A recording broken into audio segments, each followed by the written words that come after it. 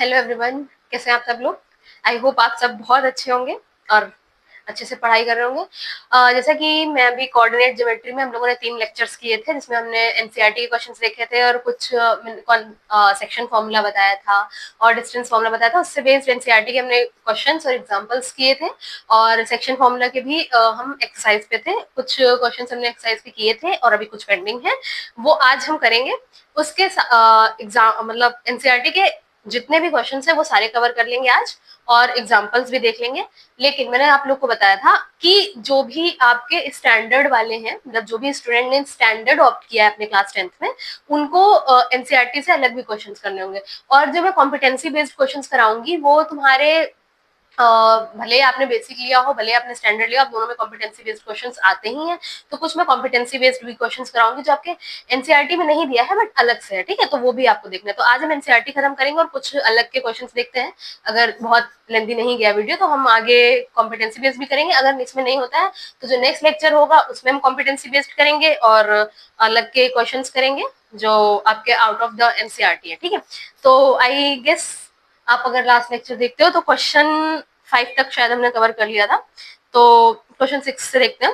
आपके एक्सरसाइज का है 7.2।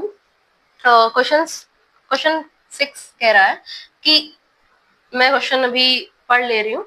इफ 1,2 इसमें पॉइंट्स दिए हैं, सुनो पॉइंट क्या दिया है। 1,2 4,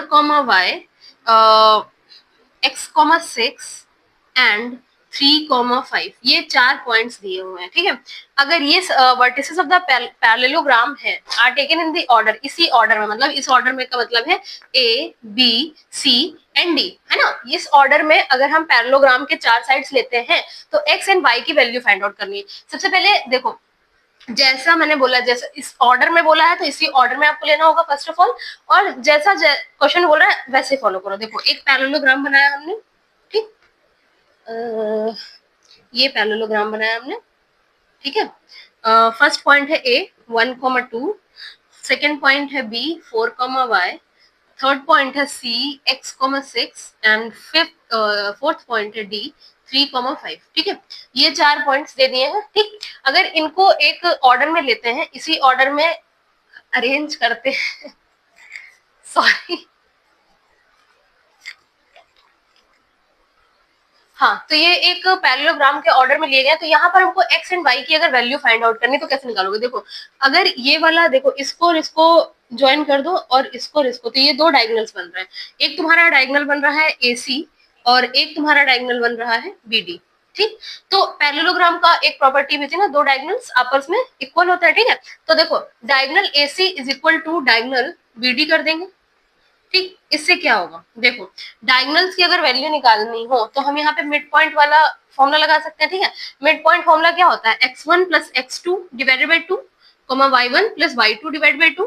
ये इसको करने से क्या होगा, जब तुम कंपेयर करोगे तो दोनों की वैल्यूज आपको मिल जाएंगी, ठीक है। और इधर केस में भी x1 प्लस x2 बाई 2 और y1 प्लस y2 बाई 2। देखो, जब आप AC लोगे, this one is x1, this one is y1, this is x2 and this is y2। तुम्हारी मर्जी है, चाहे इसको x1 y1 ले लो, चाहे इसको x1 y1 ले लो, ठीक है। तो x1 प्लस y1, जब मैंने कहा AC वाला, तो x1 प्लस y1 यानी 1 plus x divided by 2, comma y1 plus y2 plus 6 divide by 2, ठीक है, इज इक्वल टू 3। देखो, x1 प्लस x2, अब इसके लिए ये वाला हो जाएगा x1 x1 y1 x2 y2, ठीक है। ये वाला हो जाएगा। तो 3 प्लस 4, तो ये हो जाएगा 3 plus 4 divided by 2, comma 5 plus y divided by 2, ठीक। देखो, जब कंपेयर करेंगे तो x वाला कोऑर्डिनेट हम x से कंपेयर करते हैं, y वाला कोऑर्डिनेट हम y से कंपेयर करते हैं, ठीक। तो इस केस में क्या होगा, 1 plus x divide by 2 is equal to ये वाला है 7 डिवाइड बाई 2, 3 प्लस 4 7, 2 कट कर सकते हो। तो क्या होगा, x plus 1 is equal to 7, तो ये 1 उधर जाएगा माइनस में, 7 minus 1, x is equal to 6 वाला कोऑर्डिनेट आ गया। फिर जब इसको कंपेयर करोगे ये वाला, तो 2 plus 6 8 divided by 2 is equal to 5 plus y, ठीक है। तो 5 plus y divided by 2, 2 cut हो गया, ठीक। अब ये इधर आ जाएगा माइनस में, 8 माइनस 5 वाई, तो y इज इक्वल टू 3। यही वैल्यूज निकालनी थी, ठीक है, x और y की। ये आप तभी निकाल पाओगे जब आपको सारी प्रॉपर्टीज, मैंने स्टार्टिंग में भी जब एकदम कोऑर्डिनेट ज्योमेट्री स्टार्ट किया था उस टाइम पे कुछ हायर मतलब हर टाइप के कोऑर्डिनेटर की कुछ प्रॉपर्टीज लिखाई थी, स्क्वायर की, रेक्टेंगल की, पैरेललोग्राम की, रोम्बस की। वो एक बार फिर से रिवाइज कर लेना, तब आप ये क्वेश्चन कर पाओगे, कि तभी आपको पता चलेगा कि आप ये वाली प्रॉपर्टी लगा सकते थे। डायगोनल में मिड पॉइंट लगाएंगे और मिड पॉइंट से एक्स और वाई की वैल्यूज फाइंड आउट कर लेंगे। ओके, नोट डाउन कर लो।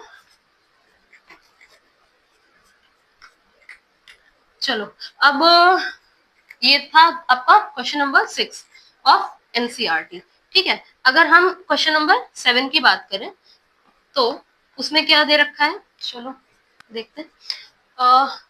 क्वेश्चन 7 के according find the coordinate of a point A where A B is the diameter. एक कोऑर्डिनेट किसका निकालना है हमको, फाइंड क्या करना है, कोऑर्डिनेट ए। ठीक, नहीं पता हमको, यही फाइंड आउट करना है। ठीक है, A B is the diameter of the circle. एक सर्कल है, जैसा बोला है वैसा कर लो, सर्कल है जिसकी डायमीटर ए बी है। ठीक, ए कॉमा बी, ए आपको नहीं पता था, एक्स कॉमा वाई। ठीक, बी वाला जो coordinate A B is the diameter of the circle whose centre is 2,3। Centre आपको दे रखा है 2,-3। ठीक है, बी वाला कोऑर्डिनेट दिया है 1,4।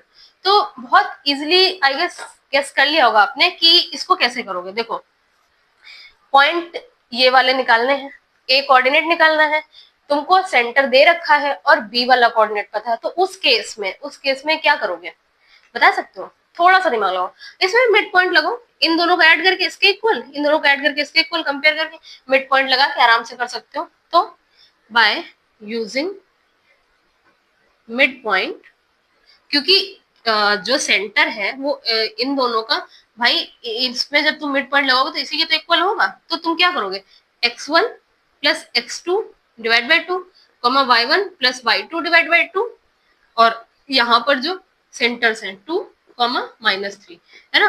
तो यहाँ पे x1 ये है, x2 ये है, मार्क कर लिया करो, हमेशा मैं बताती हूँ, हमेशा मार्क कर लिया करो x1 x2। इससे एग्जाम में जल्दबाजी में क्वेश्चन गलत होने के चांसेस नहीं होंगे। ठीक, तो ये x+1 divided by 2, y+4 divided by 2।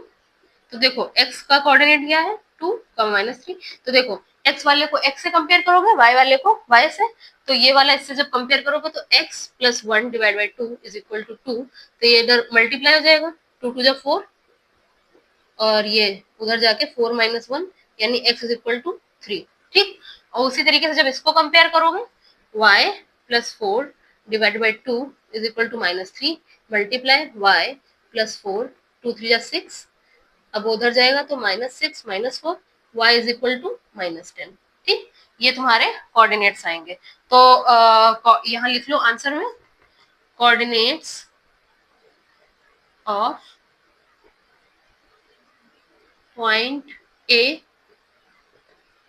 Will be क्या क्या आया है 3, -10। ठीक है, ये तुम्हारे कोऑर्डिनेट्स होंगे। बहुत ही इजी क्वेश्चन था, जस्ट मिड पॉइंट लगाना था, हो जाएगा। ठीक है, नोट कर लो। चलो, अब हम किस क्वेश्चन पे जाएंगे, क्वेश्चन नंबर, ये हमने कौन सा किया था, 7 किया था ना। अब क्वेश्चन नंबर 8 देखेंगे, नोट कर लिया ना। चलो,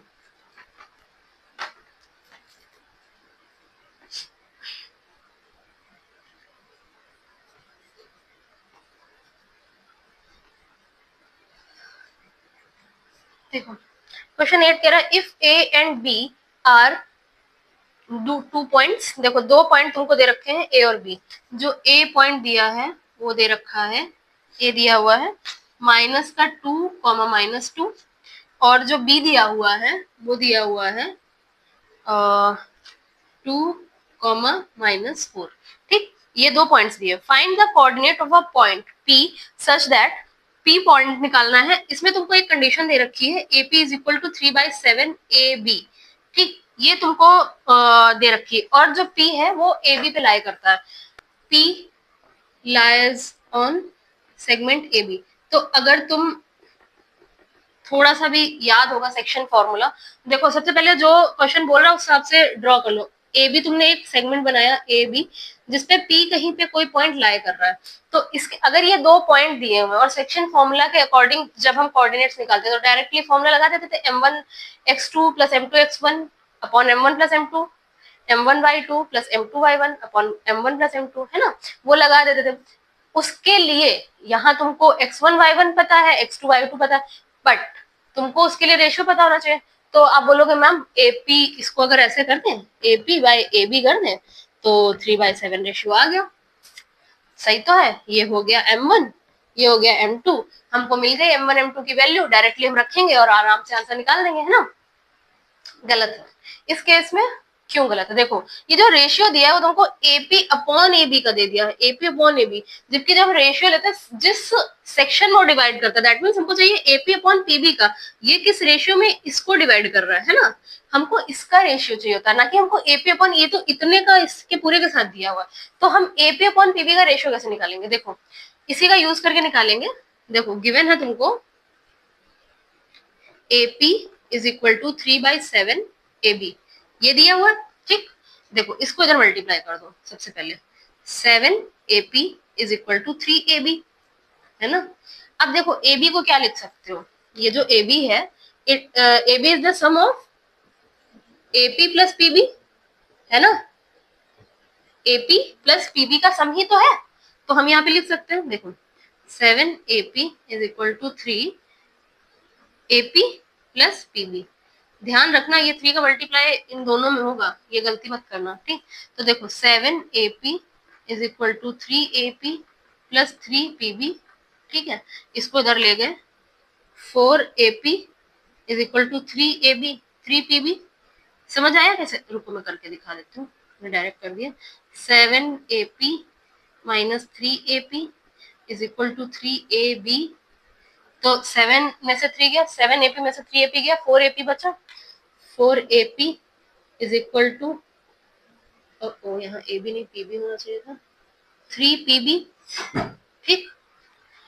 तो AP अपॉन PB का रेशियो चाहिए था, तो AP अपॉन PB अगर ये करोगे तो ये 4 इधर आ जाएगा, 3/4, ये तुमको रेशियो मिला। अब ये तुमको मिल गया m1 m2, इस चीज की बात करते हैं। अगर ये रेशियो कह रहे हो, ये जो दिया हुआ है AP अपॉन AB का, तो ये इसका रेशियो चाहिए। एक्चुअल में जब सेक्शन फॉर्मूला लगते हैं तो वो किन दो पार्ट्स में डिवाइड कर रहे हैं उनका रेशियो हम लेते हैं, तो ये AP अपॉन PB होता है, ठीक है। तो हमने ये रेशियो निकाल लिया। अब तुम इजिली, ये तुमको 2 पॉइंट्स दिए हुए हैं, सेक्शन फॉर्मूला का यूज करके तुम निकाल सकते हो। अब देखो नाउ यूजिंग सेक्शन फॉर्मूला, अब देखो तुम लोगों को पता है तो मैं बार बार नहीं लिखूंगी सेक्शन फॉर्मूला क्या था,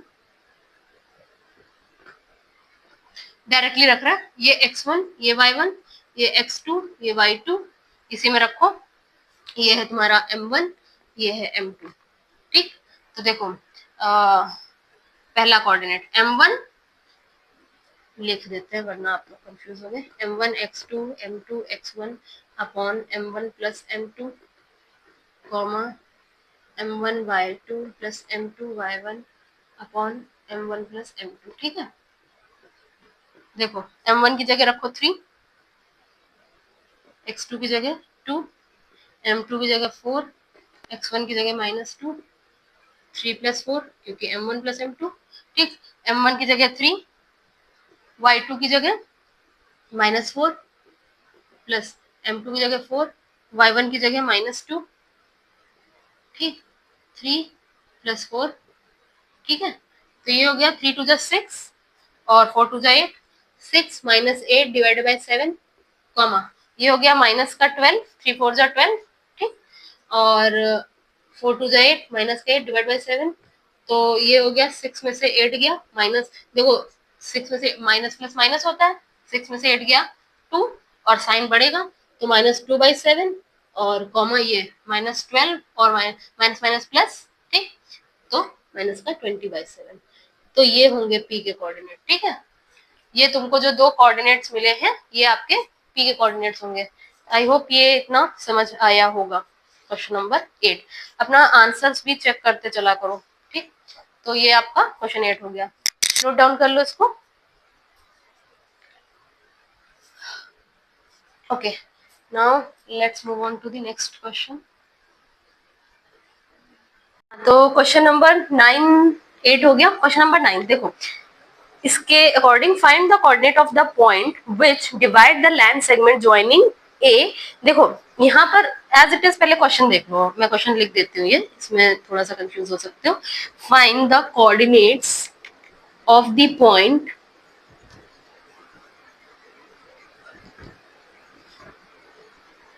विच divide the line segment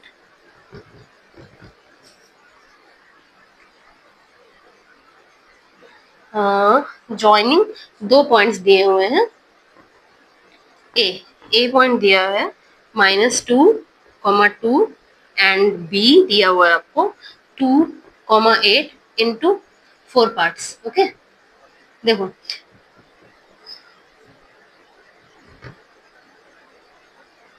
ठीक, देखो जो भी क्वेश्चन पहले जैसा कह रहा है, देखो यहाँ पर ना तुमको रेशियो दिया हुआ है कि तुम सेक्शन फॉर्मूला लगा सको, ना ही तुमको ऐसा कुछ दे रखा है कि जहां से तुम बता सकते हो।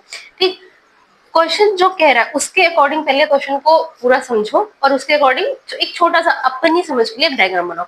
देखो कह रहे ऐसे पॉइंट्स निकालने हैं जो इन दोनों पॉइंट को 4 पार्ट में डिवाइड करते हैं। तो ये दो पॉइंट पहले देखो, ये बना लो, ए और बी। ठीक, ए पॉइंट है 2, 2 एंड बी पॉइंट है 2, 8। 4 पार्ट, 4 इक्वल पार्ट, देखो 1, 2, 3 एंड ये फोर्थ पार्ट 1, 2, 3, 4, 4 पार्ट हो गए। देखो अगर तुम ध्यान से देखोगे तो ये ए एंड बी का मिड पॉइंट होगा ये वाला। सपोज ये है क्यू, ये है पी, ये है आर, है ना। अगर ध्यान से देखो तो ये इसका मिड पॉइंट होगा, है ना। तो ए और बी में हम मिड पॉइंट लगा के क्यू का कोऑर्डिनेट फाइंड आउट कर सकते हैं। ठीक,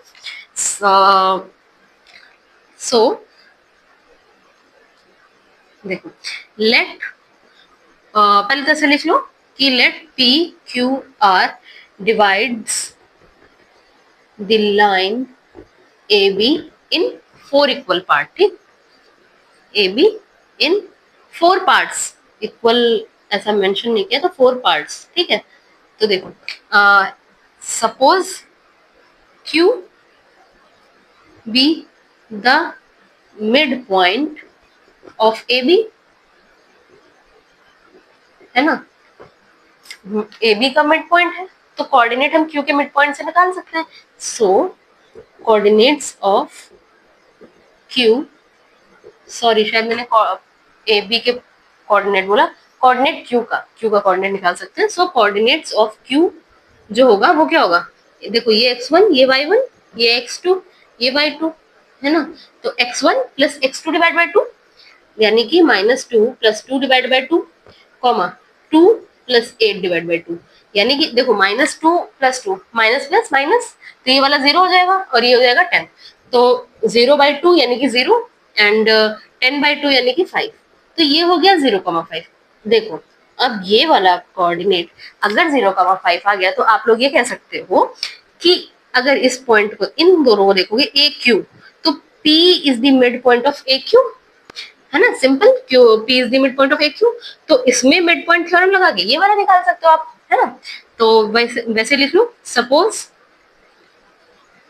P be the midpoint of AQ, है ना, एक ही में मिल गया AQ। ठीक, सो कोऑर्डिनेट्स ऑफ P, P के जो कोऑर्डिनेट्स होंगे वो क्या होंगे, -2 plus 0 divide by 2, comma 2 plus 5 divide by 2। तो ये हो जाएगा -2 में 0 जोड़ोगे -2 ये होएगा, -2 डिवाइड बाई 2 -1 और कॉमा 7/2, क्योंकि 5 प्लस 2 7। ठीक, अब आप आसानी समझ सकते हो कि ना कि ये वाला पॉइंट जो होगा क्यू बी का मिड पॉइंट होगा। तो लिख लो, suppose R be the mid point of Q B, तो कोऑर्डिनेट ऑफ आर, आर के जो कोऑर्डिनेट होंगे वो क्या होंगे, 0 plus 2, 0 +2 divide by 2, 5 + 8 divide by 2, 5 और 8 है ना, तो 0 + 2 यानी 2, 2 डिवाइड बाई 2 1, और 1,13/2। ठीक, ये पॉइंट्स हो जाएंगे। ठीक है, तो कुछ नहीं, जैसे जैसा क्वेश्चन में दिया है उसको पढ़ो, उसके अकॉर्डिंग अपनी समझ के लिए एक छोटा सा डायग्राम बनाओ, आधा क्वेश्चन तो वहीं सॉल्व हो जाएगा। ये क्वेश्चन क्या कहना चाह रहा है उसके अकॉर्डिंग आप समझ जाओगे। हमेशा ऐसा नहीं है कि रटा रटाया फॉर्मूला ही लगेगा, हमेशा रटा रटाया फॉर्मूला नहीं लगता है। कई बार ऐसा होगा कि थोड़ा सा क्वेश्चन को घुमाए, तो उस सेंस में अगर आपका थोड़ा सा कॉन्सेप्ट क्लियर, आप डायग्राम बनाते हो, आधी चीजें तो मैथ्स में डायग्राम बनाते ही सॉल्व हो जाती। ठीक है, नोट कर लो। लास्ट क्वेश्चन एक्सरसाइज का, मैंने आपको बोला था जितने लोगों ने बेसिक साइंस ली है ना, उनके लिए तो इतना सफिशिएंट है, इसको अच्छे से कर लें, समझ लें। और अगर मैंने सारे एग्जांपल्स नहीं कवर किए तो भी मैं देख लेती हूँ, एग्जांपल्स जो रह रहे हैं वो भी थोड़ा कवर कर लूंगी, जो जो एग्जांपल रह रहे हैं वो करवा दूंगी। इसके बाद जो अगला लेक्चर आएगा वो कुछ कॉम्पिटेंसी बेस्ड होंगे, जो आप देख सकते हो उन क्वेश्चंस को, और कुछ में थोड़ा एनसीईआरटी से बाहर के क्वेश्चंस कराऊंगी, थोड़ा लेवल हाई रहेगा। तो देखो, क्वेश्चन नंबर 10 कह रहा है find the area of the rhombus if the vertices are, vertices आपको दे रखे हैं क्वेश्चन 10, 3,0, 4,5, -1,4, -2, -1 टेकन इन ऑर्डर, इसी ऑर्डर में लेना है, एरिया निकालना है रोम्बस का, है ना। तो रोम्बस का एरिया कैसे निकलता है, पहले तो यही पता होना चाहिए, वरना तो अगर यही नहीं पता है तो एरिया कैसे निकालोगे, है ना। तो एरिया ऑफ रोम्बस जो होता है वो होता है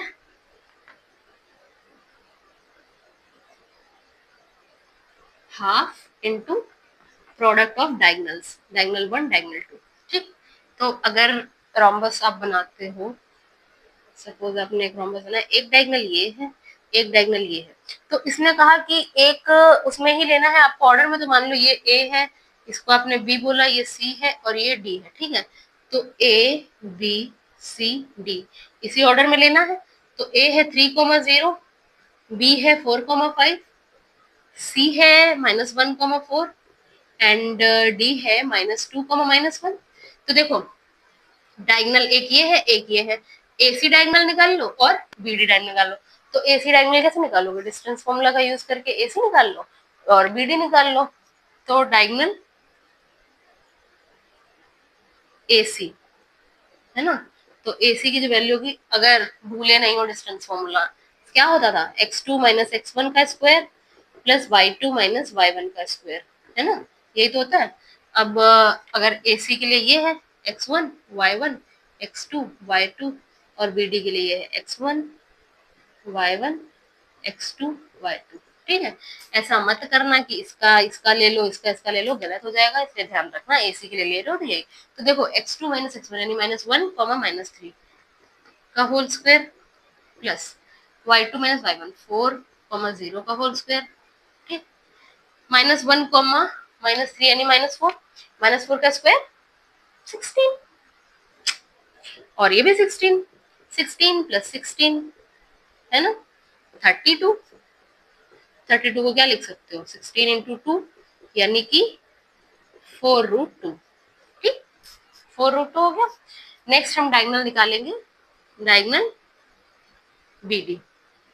ठीक, डायगोनल बीडी की जब वैल्यू निकालोगे तो वही बात है, आप करोगे वही फॉर्मूला में, दोबारा नहीं लिख रहा हूँ, डायरेक्टली लिख रहा हूँ, x2 - x1 यानी -2, -4, -2, -4 का होल स्क्वायर प्लस -1, -5, -1, -5 का स्क्वायर, है ना, इतना करेंगे। देखो -2, -4 यानी कि 6, माइनस का 6 स्क्वायर, है ना, और -1, -6 स्क्वायर, 6 का स्क्वायर 36, 36 72, 72 को वही आप लिख सकते हो 36 × 2 यानी कि 6√2। ये कैसे करते हैं, 36 का 36 किसका होता है, 6 का होता है, तो √36 बाहर आके 6 हो जाएगा और √2 बच जाएगा। ठीक है, आपने डायगोनल्स निकाल लिए। एरिया मैंने क्या बताया था, हाफ प्रोडक्ट ऑफ डायगोनल्स, तो एरिया जो हो जाएगा half into product of diagonal 4√2 into 6√2। ठीक है, 2 × 4। अब देखो 2 × 6 × √2 × √2 टू होता है, 2 × 6 × 2, 2 × 4 और 6 × 4 = 24, ठीक, 24। अब ये इसमें कुछ यूनिट तो दी नहीं है, तो मीटर स्क्वायर या जो भी है आप कह सकते हो, ये होगा एरिया, ठीक। इस तरीके से आप कर लोगे, ठीक है। तो यहाँ तक हमने जितने भी एनसीईआरटी के क्वेश्चंस थे, वो चाहे एक्सरसाइज के क्वेश्चंस हो या आपके हाँ मतलब एक्सरसाइज के क्वेश्चन, मेरा मतलब है चाहे डिस्टेंस फॉर्मूला के क्वेश्चंस हो या सेक्शन फॉर्मूला के, हमने कवर कर लिया। बेसिक के लिए हमने एक चैप्टर कवर कर लिया इतना। देखो अगर मैंने सारे एग्जांपल्स नहीं भी कवर किए हैं और आपको किसी भी एग्जांपल में कोई प्रॉब्लम आ रही है, then comment down, I will tell you each and every problem. वैसे जैसा आपका एक्सरसाइज का क्वेश्चन है वैसे ही आपके एग्जांपल्स दिए हुए हैं, एग्जैक्टली वैसे, बस वैल्यूज चेंज है। तो मैंने वो सारे बताए हैं आपको, ठीक है। अगर एग्जाम्पल में कोई प्रॉब्लम आ रही है तो जो भी प्रॉब्लम है आप बताओ, मैं उसको कवर करवा दूंगी, ठीक है। तो इतना आपके बेसिक मैथ्स वालों के लिए सफिशिएंट है। अब नेक्स्ट लेक्चर में हम देखो तुम्हारे एग्जाम्स में कुछ कॉन्सेप्चुअल क्वेश्चंस भी आते हैं और कुछ, तो मैं थोड़ा सा अलग टाइप के क्वेश्चंस कराऊंगी, फिर उसके बाद कुछ कॉम्पिटेंसी बेस्ड या थोड़ा सा higher level standard and basic वाला मिक्स रहेगा। आप उनको देखो, कभी कई बार अब थोड़ा सा पैटर्न डिफरेंट करने के लिए अलग से क्वेश्चंस देते हैं। तो कुछ कॉम्पिटेंसी बेस्ड, जैसे आप कह सकते हो कि इसमें कॉम्पिटेंसी बेस्ड एक अगर एनसीईआरटी की एक्सरसाइज से कहें तो एनसीईआरटी की एक्सरसाइज से एक क्वेश्चन थोड़ा सा कॉम्पिटेंसी बेस्ड था, वो जो मैंने क्वेश्चन नंबर 3 करा 7.2 में, जो स्पोर्ट्स डे एक्टिविटी वाला था, जहाँ निहारिका एंड प्रीत 2 फ्लैग लगा रहे थे, क्वेश्चन नंबर 3। तो वो एक कॉम्पिटेंसी बेस्ड टाइप का क्वेश्चन बन सकता था। बाकी एनसीईआरटी से भी और कोई ऐसा कॉम्पिटेंसी नहीं, sorry, case study based, case study में जहां हमको एक ऐसा केस देंगे और उसमें रिलेटेड क्वेश्चन उसका पूछेंगे, ठीक। तो मैं कुछ केस स्टडी बेस्ड क्वेश्चंस कराऊंगी, ठीक है। Thank you for watching.